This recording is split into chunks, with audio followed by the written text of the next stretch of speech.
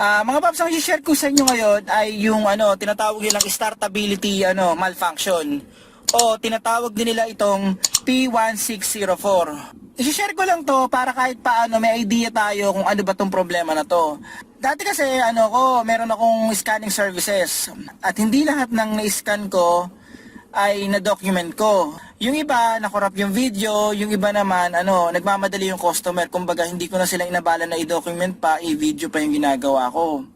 Yung iba naman, hindi naman ibig sabihin kaya nagpa-scan sa akin dahil may problema sa sakyan. Nagpa-scan sila para kahit paano makita kung anong posibleng tinatago ng sasakyan. Baka mamaya merong fault code dito o may problema sa parameters. Kung minsan dati kinukuha ko ng mga buy and sell para i-check yung sasakyan na bibili nila. So ganito mga paps, may isa akong customer na nagba-buy and sell, may in-scan kami sa sasakyan. Ang in-scan namin sa sasakyan ay Toyota Fortuner 2017. Kung di ako nagkakamali, tagal na kasi. Ang order niya around 30. Ngayon ganito, in-scan namin yung sasakyan. Yung sasakyan na binebenta, yung Fortuner 2017 na yan, walang tawag dito, walang check engine. Okay, malinis, walang check engine, walang problema.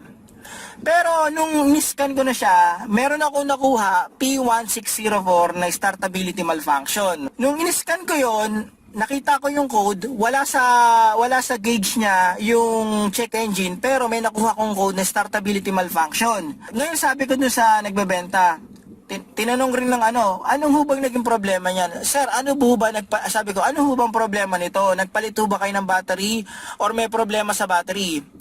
Sabi nung nagbebenta, last month, di ba, in-scan ko siya, last month, mga 1 month ago, pinalitan niya ng battery yon.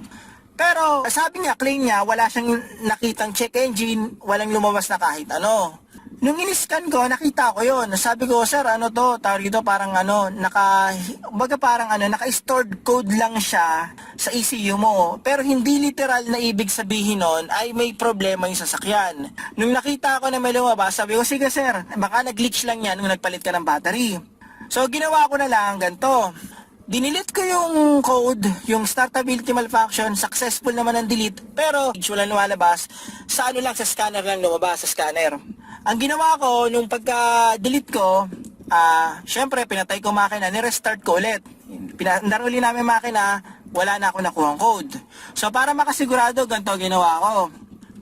Ginamit ko yung isang yung pantest ng battery, chinek ko yung battery. All goods naman, wala namang problema. Walang issue sa battery, good talaga yung battery. Tapos, ang ginawa namin, tinest drive namin yung Fortuner. Okay, tinest drive namin. Okay, wala naman naging problema. Swabe naman. Pagkatapos ng test drive, binalik namin sa garahe nung may-ari. In-start uli namin. Pinatay, in-start, chinik uli namin kung may lalabas sa startability malfunction.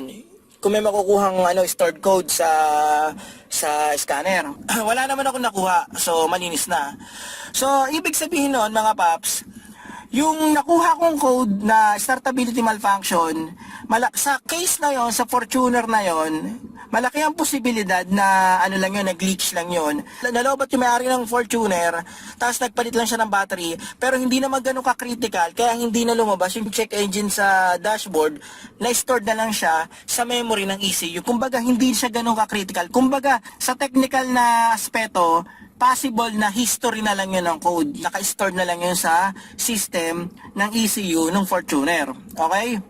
So, paano mga paps, huwag nyo kalimutan i-like at subscribe ang channel ko para makagawa pa ako ng mga gantong basic na video.